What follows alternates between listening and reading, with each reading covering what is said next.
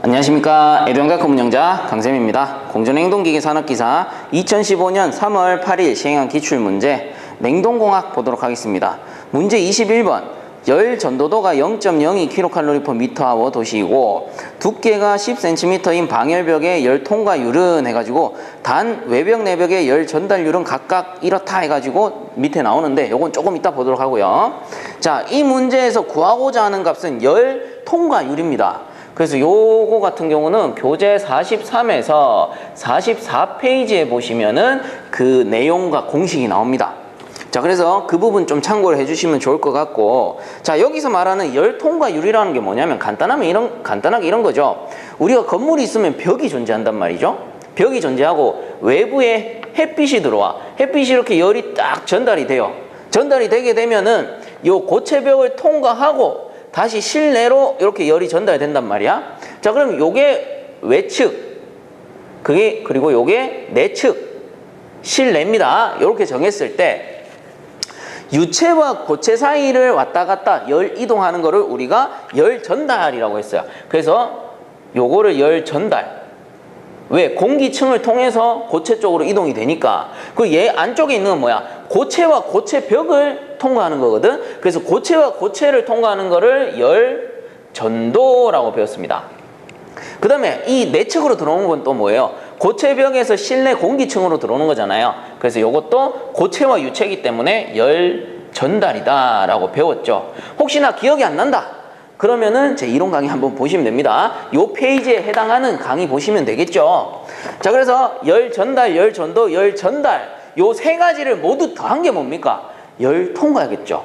열이 통과하는 거니까. 그래서 열 통과라고 부르고 통과율, 그리고 다른 말로는 열 관류율 이렇게 불렀었죠. 같은 말입니다. 그래서 요거를 K라고 쓰고 단위로는 kcal/m/h 도시라고 했었다 라고 한다면, 자, 요 상태에서 우리가 각각의 조건을 넣어 봅시다. 우선은 열 전도도가 0.02kcal/m/h 도시다 라는 거는 이 벽의 열 전도겠죠. 그래서 열 전도율 람다라고 하고요. 요 람다라는 건 결국 뭐예요?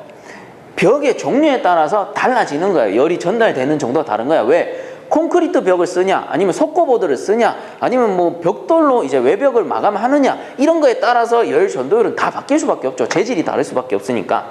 그래서 열 전도율 람다가 들어가고, 이때 이 문제에서 람다의 값은 0.02 kcal/m/h 도시다 이 말인 거고요. 그리고 벽이기 때문에, 이 벽이기 때문에 벽체의 두께가 있을 거 아닙니까? 이 벽체의 두께가 현재 10cm다 해서 요게 L이다 라고 합니다. L, 길이죠, 길이. 요게 두께란 말이에요. 자, 그리고 이제 단 외벽 내벽의 열 전달률은 각각 외벽 20kcal/m/h 도시다 라고 조건을 줬고요. 요거를 우리가 A1이라고 합시다. 그 다음에 내벽 같은 경우는 A2라고 하고요. 요거는 지금 조건이 8kcal/m/h 도시다 라고 조건을 줬네요. 그럼 우리는 요 조건을 이용해서 문제를 풀기만 하면 되는 거예요. 자, 이때 열 통과율 K를 구하는 공식은 A1분의 1 더하기 람다분의 L 더하기 A2분의 1이 됩니다. 그리고 분의 1이 되는 거죠. 자, 요 공식은 하나 정도 외워주셔야 된다. 이론 강의에서도 말씀드렸지만 요 K를 구하는 공식은 외워줘야 된다라고 했습니다. 자, 그래서 요 람다분의 L이라는 게 결국 뭐예요? 벽체의 열 전도율 분의 두께란 말이야. 근데 만약에 벽체의 두께가 벽체의 종류가 여러 개다, 한 3겹, 4겹 된다. 그러면은 공식이 어떻게 바뀝니까? A1분의 1 더하기 람다 1분의 L1 더하기 람다 2분의 L2 더 있다, 점점점 계속 더하는 거예요. 그리고 더하기 A2분의 1 분의 1로 구하시면 되죠. 어려울 거 없어요. 그냥 추가만 해주시면 돼요. 자, 그렇다면 요 조건을 이용해서 한번 풀어봅시다. 자, 요 공식 그대로 갖고 와서 풉니다. 자, A1이 20입니다. 20분의 1 더하기 람다 얼마예요? 0.02 분의 L의 값은 센티미터인데 요거 미터로 바꾸셔야 되죠. 요거 미터 보이죠? 요거 미터. 그래서 요걸 미터로 바꾸게 되면 하나, 둘, 0.1이 될 거고요. 더하기 요 내벽 8분의 1분의 1이 되는 겁니다. 자, 그래서 요거를 계산기로 계산을 한번 해보시면 0.193 kcal/m 자승 도시가 나올 겁니다. 자, 그래서 21번의 답은 4번이 되겠네요. 약 0.193 kcal/m 자승 도시. 자, 그 다음 20번 문제. 팽창 밸브를 너무 닫았을 때 일어나는 현상이 아닌 것은 했네요. 자, 팽창 밸브를 닫게 되면은 증발기로 들어가는 유량이 감소하게 되겠죠. 그럼 유량이 감소했으니까 압력은 어떻게 돼요? 압력도 떨어져. 압력도 떨어지고 압력과 온도는 비례하니까 어떻게 됩니까? 온도도 떨어지는 겁니다. 근데 1번에 보시면 증발 압력이 높아지고 증발기의 온도가 상승한다가 돼 있는데 틀렸죠. 증발 압력이 낮아지고 유량이 적으니까 압력 낮아지고 그리고 압력과 온도 비례하기 때문에 온도도 감소한다. 이렇게 해줘야 맞겠죠. 그래서 틀린 거는 1번입니다. 그래서 요거를 조금 더 상세하게 설명을 드리자면 이렇게 pH 선도를 그려본다면 몰레르 선도죠. 몰레르 선도가 이렇게 있을 때 유량이 감소했다. 이 말은 압력이 떨어진다 이 말이잖아요. 그럼 기존의 증발기 압력이 요거였는데 떨어졌다. 이렇게 떨어졌다. 그럼 그리게 되면 이렇게 그릴 수가 있죠. 결국 이렇게 되면 어떻게 됩니까? 자, 이렇게 증발 압력이 떨어져 버리게 되면은 온도도 거기에 따라서 떨어지게 되는 거고, 그 냉동 효과 감소하게 되고요. 압축기 일량, 압축비는 증가하게 됩니다. 그로 모든 효율이 떨어지는 거야.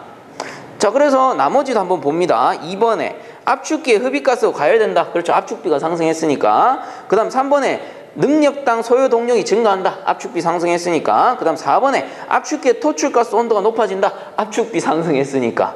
그죠? 이제는 이해가시죠? 그래서 여기서 틀린 거는 1번밖에 없죠. 증발 압력이 낮아지고 증발 온도 역시 감소한다. 자, 그러므로 22번의 답은 1번이 되겠습니다. 자, 그럼 23번. 냉동기의 성적 개수가 6.84일 때 증발 온도가 마이너스 13도씨이다. 응축 온도는 얼마인가? 풀어보면 되죠. 자, 성적 개수 구하는 공식.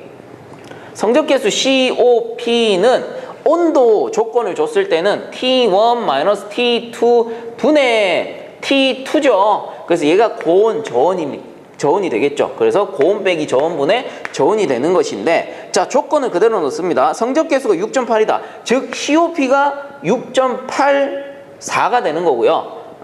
그리고 온도 같은 경우는 증발 온도를 줬네. 그러면 증발 온도는 저온이잖아요. 그래서 T1을 구하는 거고 마이너스 저온이 마이너스 13도씨네요. 그러면은 마이너스 13 절대 온도로 바꿔야 되죠. 더하기 273 분의 마이너스 13 더하기 273 이렇게 구해주시면 되겠죠. 자, 이때 T1을 구하게 되면은 자, 요게 올라오고 얘는 내려갑니다. T1 마이너스 13 더하기 273은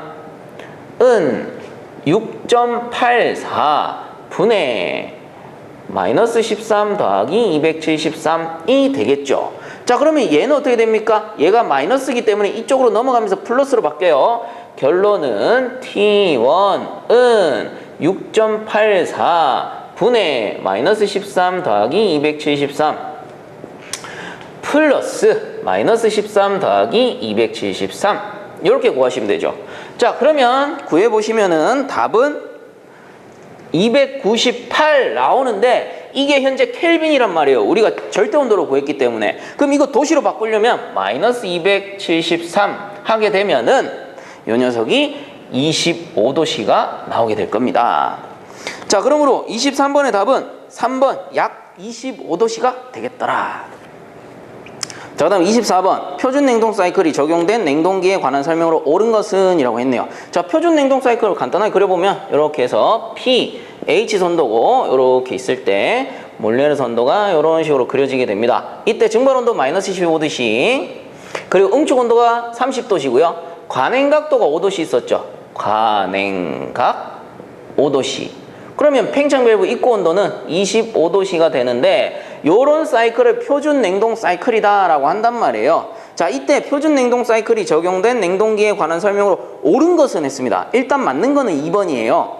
압축비가 커지면 압축기 출구의 냉매가스 토출 온도는 상승한다. 맞죠? 압축비가 커진다 이 말은 압축기의 일량이 늘어난다 이 말하고 같은 거잖아요. 그러니까 당연히 토출가스 온도는 상승하겠죠. 그래서 맞는 거 2번이고. 그럼 나머지 왜 틀렸냐 한번 봅시다. 1번 압축기 입구의 냉매 엔탈피와 출구의 냉매 엔탈피는 같다. 말이 안 되죠. 압축기 입구 엔탈피 이거고요. 그 다음 압축기 출구 엔탈피 이겁니다.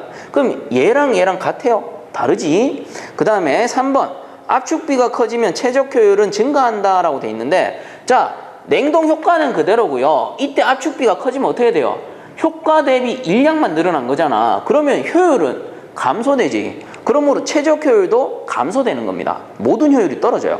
그 다음 4번에 팽창 밸브 입구에서 냉매의 관행 각도가 증가하면 냉동 능력은 감소한다 돼 있는데, 이거는 냉동 능력은 증가하겠죠. 그잖아요. 요 관행각을 주는 이유가 뭔데요? 관행각 주기 전에는 냉동 효과가 요만큼이었다가 관행각을 주게 되면 냉동 효과가 이만큼으로 늘어나는 거잖아.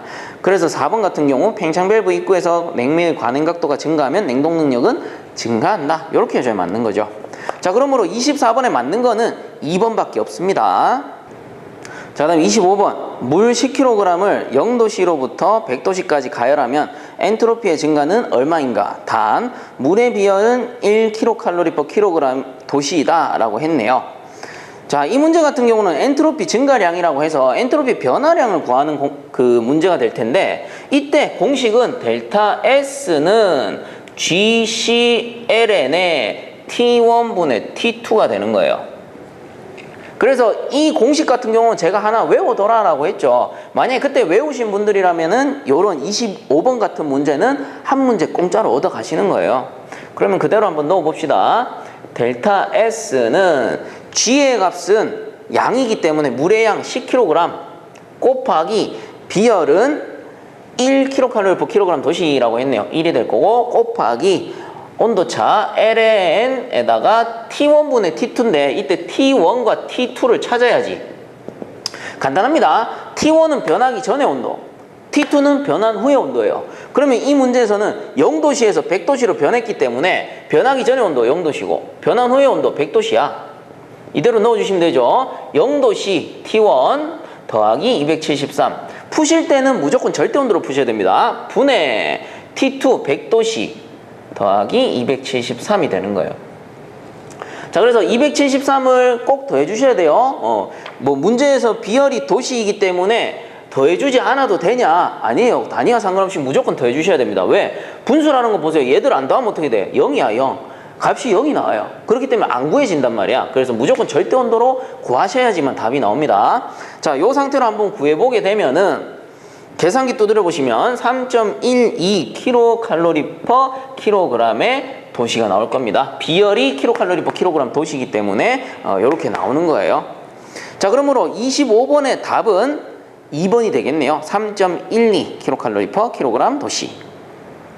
자, 다음 26번 어느 냉동기가 EHP의 동력을 소모하여 시간당 5050kcal의 열을 저열원에서 제거한다면 이 냉동기의 성적 개수는 약 얼마인가? 라고 돼 있네요. 뭐 간단하게 몰릴선도 이렇게 한번 그려봅시다. pH선도죠. 그래서 이렇게 해가지고 간단하게 작도로 해가지고 지금 주어진 조건을 대입을 한번 해봅시다.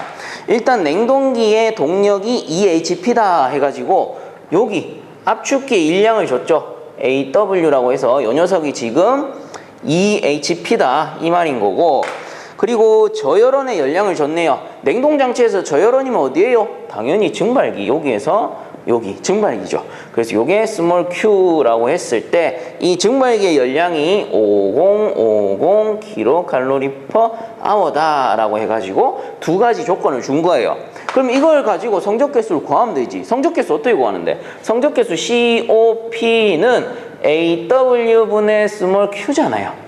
그럼 뭐 조건 다 나왔네. AW EHP죠. EHP인데 이거를 뭘로 바꿔야 돼? kcal/h로 바꿔야 된단 말이야. 그래서 1HP의 값이 641이잖아요. 곱하기 641 하면은 kcal/h가 되는 거죠. 그리고 분의 스몰 q 증발기는 5050 굳이 따지자면 얘가 kcal/h, 요 밑에 녀석도 kcal/h 해가지고 사라지고 사라져서 단위가 없어지는 거예요.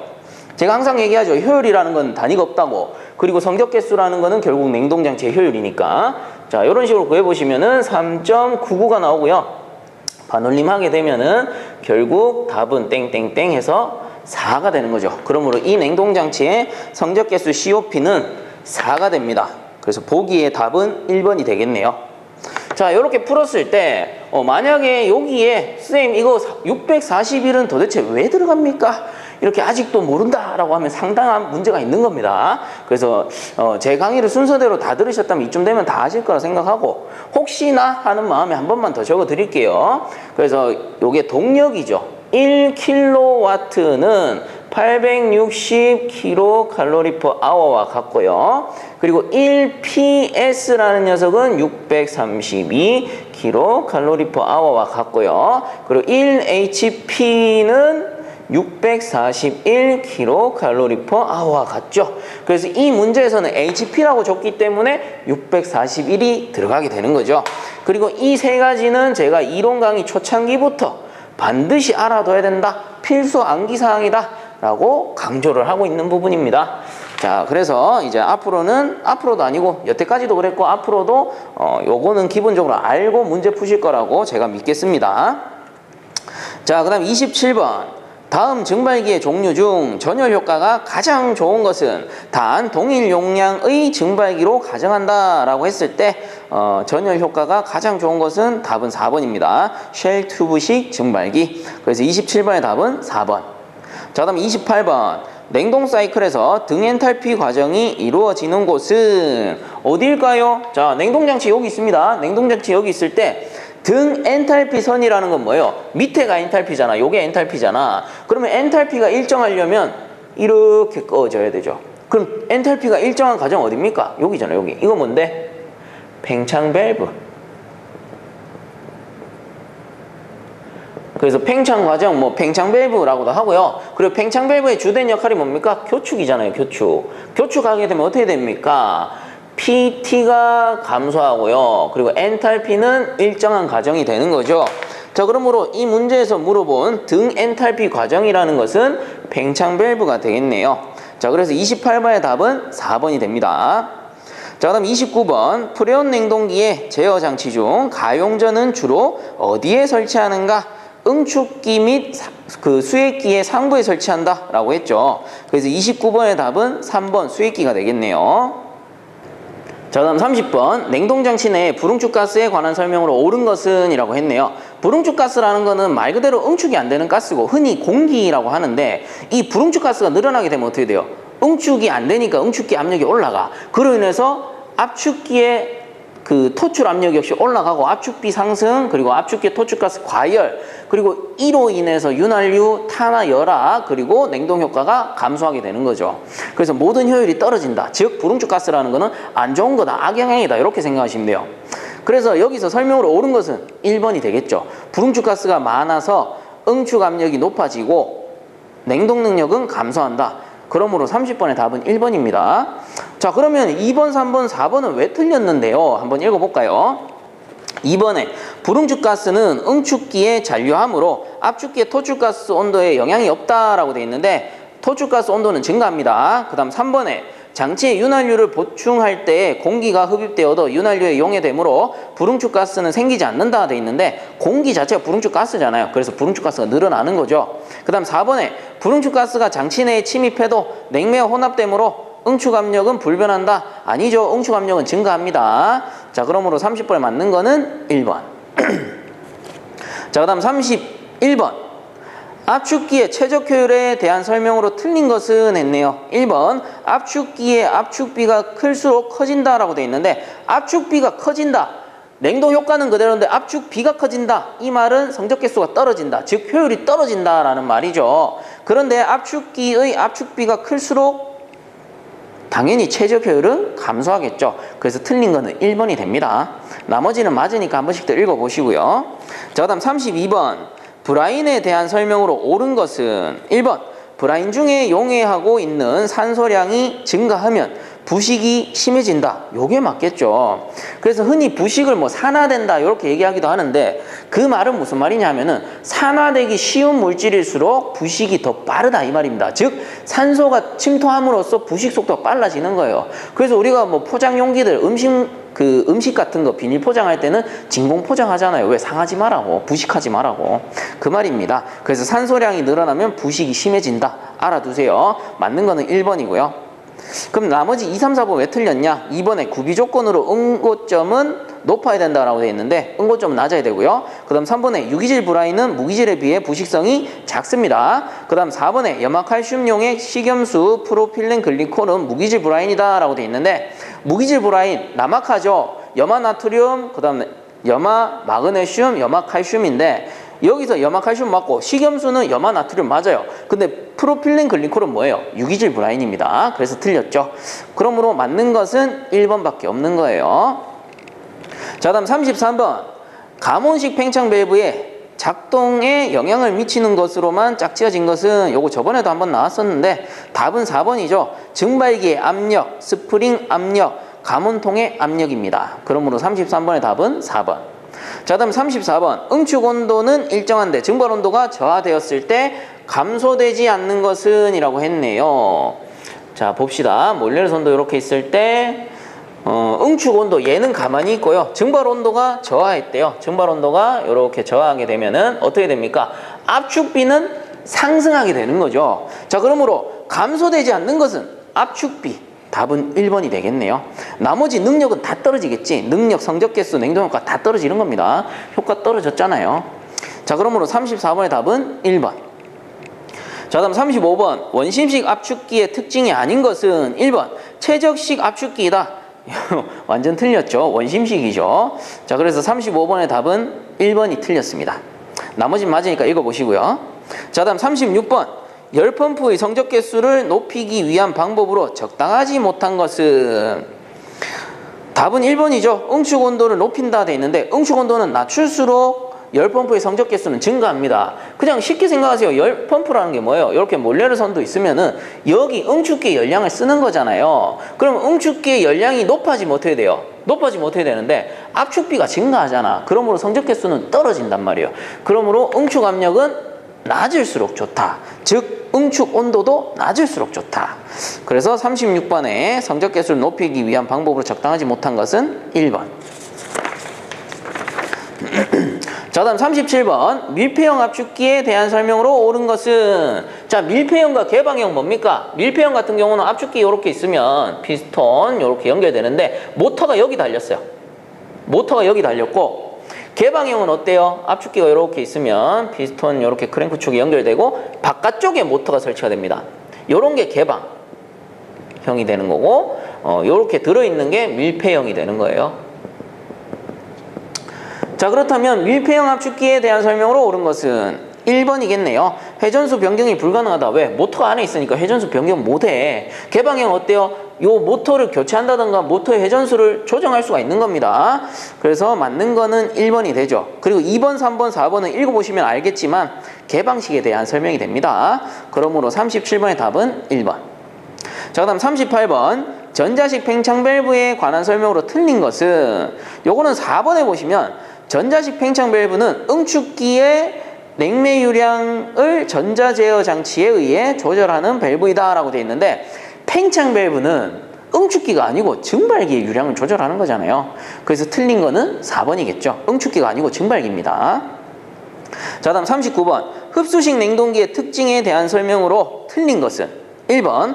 부분 부하에 대한 대응성이 좋다. 그렇죠. 각실에 펜코일 유닛을 설치하기 때문에 각실 제어가 용이한 거예요. 1번 맞고. 그 다음 2번에 용량 제어의 범위가 넓어 폭넓은 용량 제어가 가능하다. 요것도 맞습니다. 그 다음 3번에 초기 운전 시 전격 성능을 발휘할 때까지의 도달 속도가 느리다. 그렇죠. 버너를 이용하기 때문에 예열 시간이 필요한 거예요. 그래서 도달 속도가 느리다. 3번도 맞고. 그 다음 4번에 압축식 냉동기에 비해 소음과 진동이 작죠. 압축기가 없기 때문에. 자, 그래서 39번에 틀린 거는 4번이 되겠네요. 자, 그 다음 40번 문제. 추결 장치에서 추결제가 갖추어야 할 조건으로 가장 거리가 먼 것은 1번 열의 저장은 쉬워야 하나 열의 방출은 어려워야 한다라고 되어 있는데 추결제 같은 경우는 흡수도 좋아야 되지만 사용할 때 방열도 어때요? 좋아야 되죠. 그래서 틀린 거는 1번이겠네요. 열의 저장은 쉬워야 하나 열의 방출도 쉬워야 한다, 좋아야 한다 이렇게 바꿔야 됩니다. 그 2, 3, 4번은 맞으니까 한 번씩들 읽어보시면 되겠습니다. 자, 이렇게 해서 이번 시간도 마치도록 하고요. 본 강의가 도움되셨다면 유튜브 에듀왕닷컴 검색 후에 구독과 함께 영상 하단에 보시면 따봉 버튼 있으니까 한 번씩만 눌러주시면 감사하겠습니다. 자, 수고들 많이 하셨습니다.